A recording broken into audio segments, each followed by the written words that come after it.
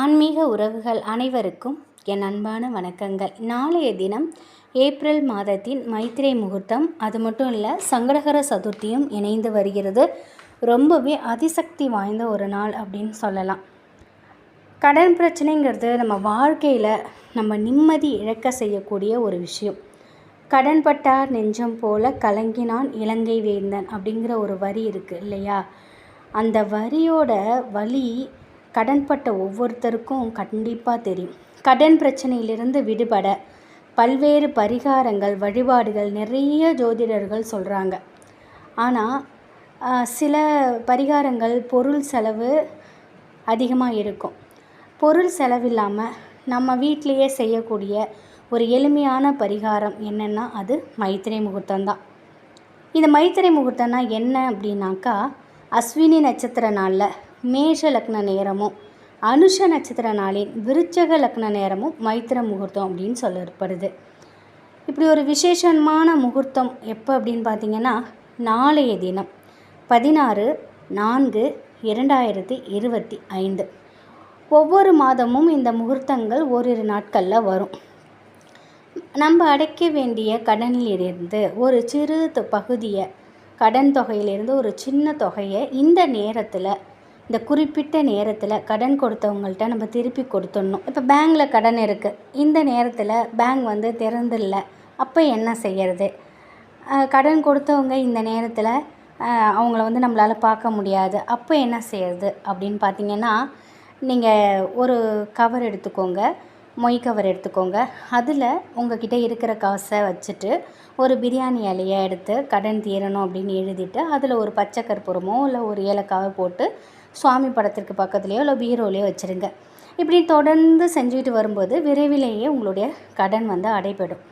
மைத்திர முகூர்த்தத்தோட தாத்பரியம் என்ன அப்படின்னு பார்த்திங்கன்னா, மிகப்பெரிய ஒரு ஜோதிடர் சொன்ன கருத்து தான் இது. பொதுவாகவே கடனை அடைப்பதற்கு நம்முடைய மனம் சார்ந்த உந்துதல்கள், முயற்சிகள் தேவை. அஸ்வினி நட்சத்திரம் அப்படிங்கிறது கேதுவுடைய நட்சத்திரம். இது மேஷ லக்னங்கிறது செவ்வாயின் ஆதிக்கம் உடையது. பொதுவாகவே கேது ஒரு பிரச்சனையின் தீவிரத்தை குறைக்கக்கூடியவங்க. கடன்கிறத அடைக்க உழைப்பும் முயற்சியும் நமக்கு தேவை. அதற்கு செவ்வாயின் அனுகிரகம் நமக்கு தேவை. கேதுவுக்குரிய நாளில் செவ்வாயின் ஆதிக்கம் கொண்ட அந்த மேஷ லக்னத்தில் கடனை அடைக்கிறதுனால கேது கடன் பிரச்சனைகளை குறைக்குவார். அதே போல் விருச்சிக லக்னமும் செவ்வாயின் ஆதிக்கமும் மிகுந்த காலம். அனுஷ நட்சத்திரம் சனியனுடையது.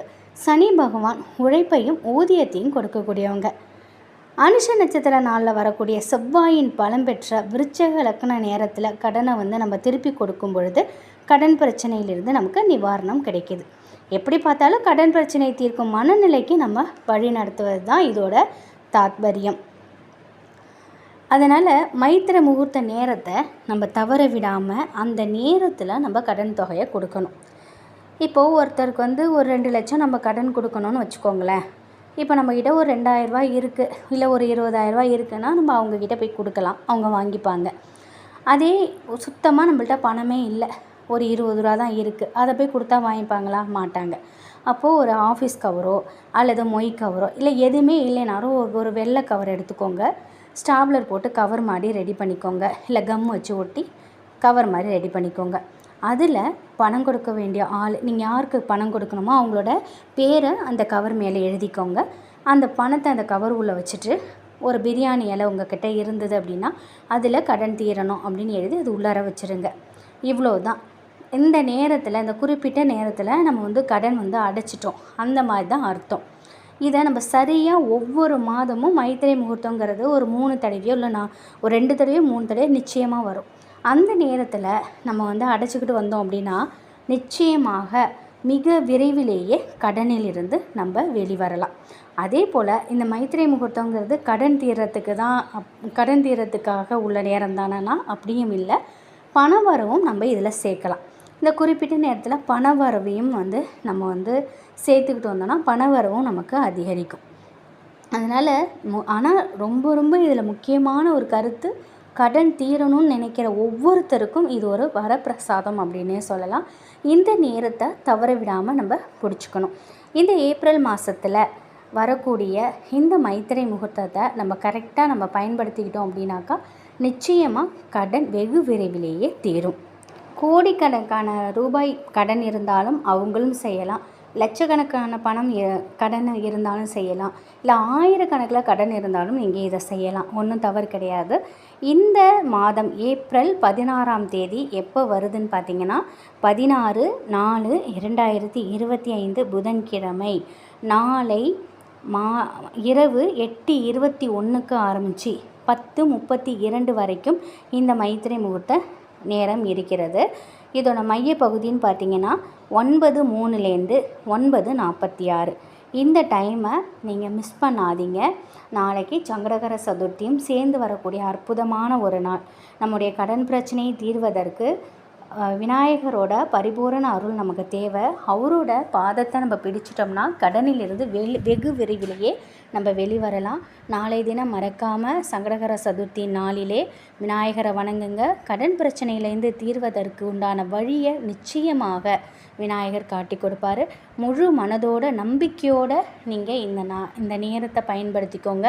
ஒவ்வொரு மாதமும் நீங்கள் முழு நம்பிக்கையோட உங்கள் குலதெய்வத்தையும் விநாயகரையும் நீங்கள் வேண்டிக்கிட்டு இந்த நேரத்தை நீங்கள் தவற விடாமல் நீங்கள் இதே போல் செஞ்சுட்டு வந்தீங்கன்னா நிச்சயமாக வெகு விரைவிலேயே நீங்கள் கடனிலிருந்து வெளிவரலாம்.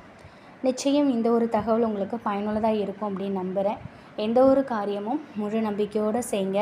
வெகு விரைவிலேயே உங்களுடைய கடன் பிரச்சனை தீர்ந்ததுனாக்கா ஒரு 4 பேருக்கு உங்களுக்கு தெரிஞ்சவங்களுக்கு உங்களுக்கு வந்த பலனை ஒரு 4 பேருக்காவது நீங்கள் சொல்லுங்கள்.